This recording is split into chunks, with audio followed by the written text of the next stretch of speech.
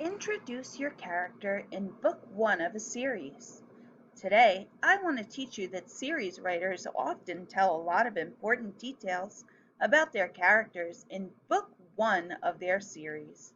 This helps the reader understand the characters better and know what to look for in other books in the series. I'm going to read you some of my Gretchen books. I've been thinking about what order I might put my books in, and also if I need to do any extra work in the first book in my series. So, can you help me? If the book I read sounds like book one, put a thumbs up. Gretchen heard a noise. Peep, peep, caw, peep, peep, caw. What is that? She thought. She crouched by the path. It was a fierce bird. Gretchen felt afraid. I'll be brave, she thought. She scooped up the bird in her sweater. What do you think? This sounds like you already know who Gretchen is and about her fort, not like the first book in the series. Here's another one. Gretchen had just moved to the country. One day, she was in the forest by her new house. I wish I could have a tree fort, Gretchen thought. Sometimes Gretchen was lonely. She wanted a place to play. She looked around the woods. She wondered, what could I build a fort with? Aha! I bet I could turn this into book one. It sounds like the first time we're meeting Gretchen.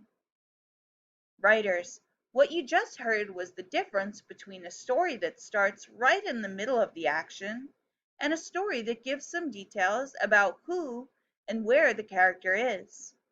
Both are good ways to start a story, but the second is more like a first story.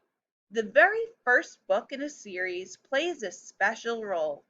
It introduces the character and the character's world so that readers will be set up for all the other books that follow.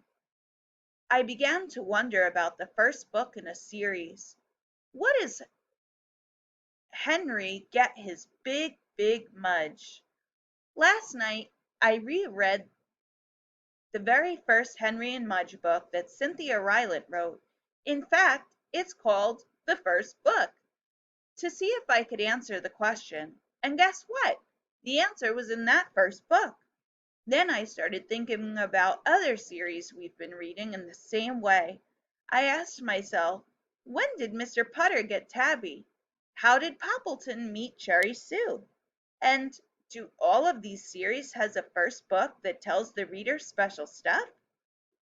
I discovered that there is a lot of information that goes into a first book of a series. It's as if the reader is saying, Reader, here are the things you need to know about this character. So let's look at a few of these book ones together and notice what kind of stuff an author puts into book one. Here's book one of Henry and Mudge.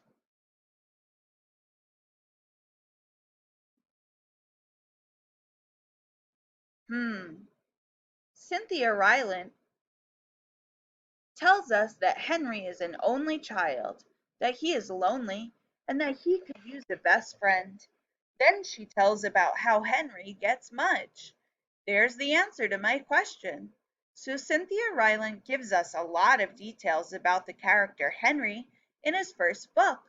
Let's look at these other two books to see if we can name the kinds of details the author puts into a first book. Book 1, Mr. Putter and Tabby. Let's see. Cynthia Rylant tells us that Mr. Putter lives alone. She tells us that Mr. Putter likes English muffins and tea and stories. So what kinds of details are these? They seem to be details about who the character is, where the character lives, and what he likes. Book 1 of a series has who the character is, where the character lives, what the character likes, how the character feels, who the character's best friends are, and important background information. What else? Well, the author tells us that Mr. Putter has no one to tell his stories to.